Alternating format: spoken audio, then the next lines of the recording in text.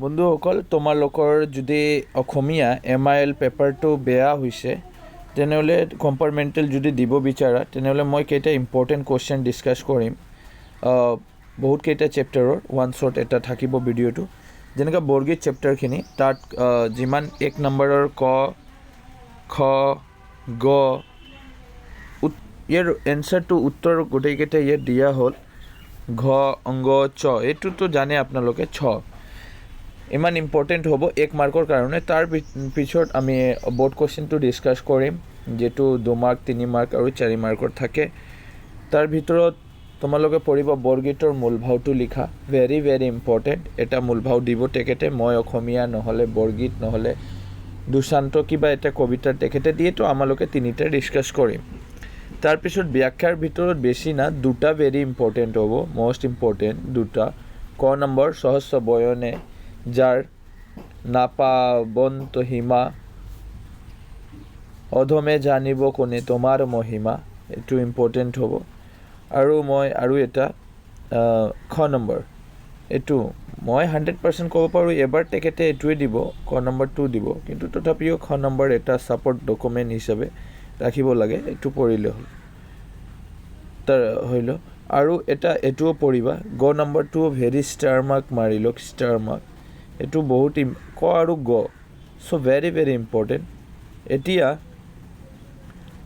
সেইটো এটা তেখেতে তাৎপৰ্য ব্যাখ্যা কৰা এনেকুৱা এটা চমুটকা হিচাপে তেখেতে লিখিবলৈ দিয়ে। হনক খন্দন যোগী যাওঁকি দিয়াই সকল নিজমে যাক বিচাৰি নাপায়, তাৎপৰ্য এইটো বিচাৰিব লাগে।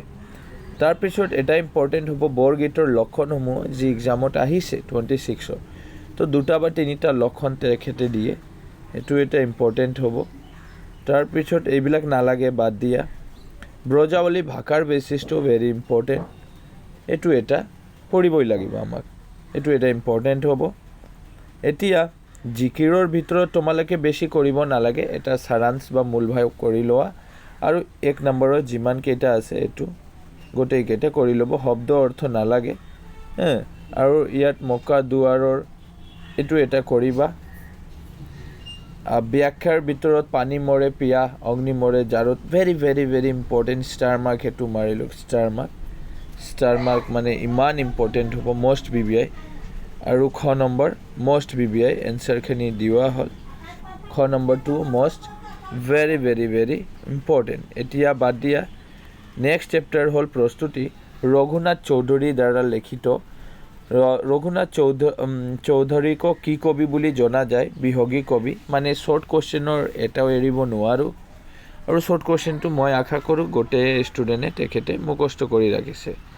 তাৰপিছত 2 নম্বৰটো ইম্পৰ্টেণ্ট হ'ব, আগেন 3 নম্বৰটো ভেৰি ইম্পৰ্টেণ্ট। কবিতাটোৰ প্ৰাকৃতি সুধাৰৰ মাজত কিদৰে সুন্দৰৰ সাধনা লুকাই আছে বিৱৰণটো লিখিব লাগে। চ' 4 নম্বৰ ভেৰি ইম্পৰ্টেণ্ট। 3 নম্বৰ আৰু 4 নম্বৰটো কৰিবই লাগিব আমাক। প্ৰস্তুতি কবিতাটো আৰু এটা কথা, মূল ভাও তেখেতে দিছিলে।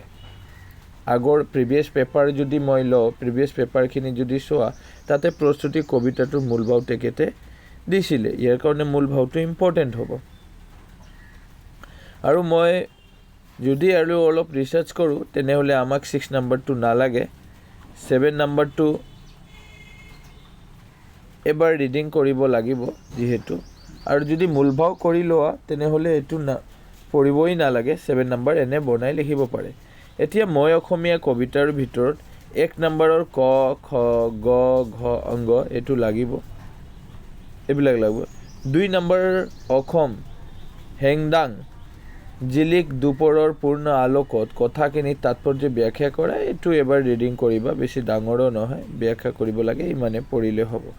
নেক্সট, সেইটো আমাক নালাগে, এইটো আমি বাদ দিব পাৰোঁ, চ' এইটো বাদ দিয়া। মই অসমীয়াৰ সাৰাংশহে ইম্পৰ্টেণ্ট হ'ব।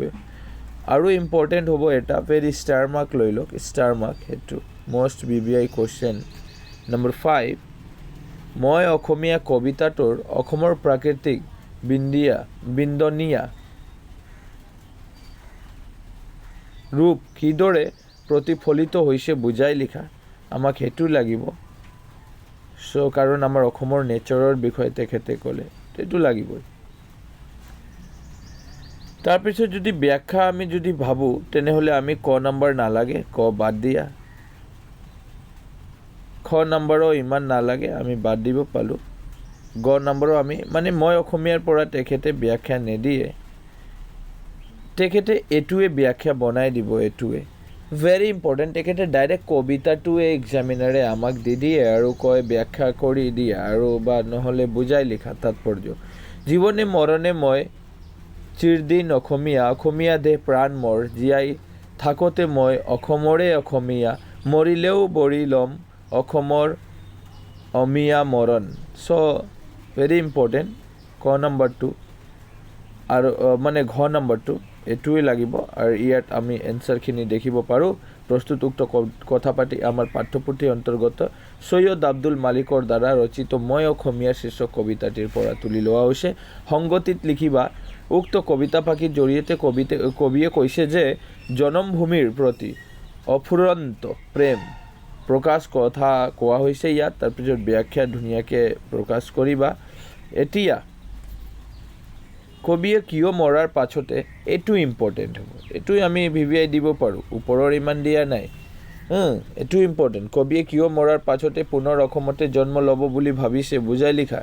Very important question, very important question. আৰু এটা ইম্পৰ্টেণ্ট হ'ব মই অসমীয়া কবিতাটোৰ সাৰাংশ। সাৰাংশটো ভেৰি ইম্পৰ্টেণ্ট, নহ'লে মূল ভাৱটো। আৰু এটা কথা ডাউট আপোনালোকৰ যদি এইটো মই ক্লিয়াৰ কৰোঁ, যদি মূল ভাৱ আৰু সাৰাংশ তেখেতে দিয়ে, এতিয়া ইম্পৰ্টেণ্ট আমাৰ কথাটো হ'ল মূল ভাৱ মেইন। মূল ভাৱটো যদি তোমালোকৰ মুখস্থ আছে সাৰাংশৰ ভিতৰত সোমাই দিয়া, একে হয়। সাৰাংশৰ মূল ভাৱৰ বেছি ডিফাৰেণ্ট নাই, একে 99% একে মই বুলি ক'ব পাৰোঁ ডাইৰেক্ট, 99% একে। এতিয়া এই সাৰাংশটো অলপ ডাঙৰ আছে, এইটো বাদে নিজৰ যদি আছে কিবা লিখিছা ইমান দিনৰ নোটছ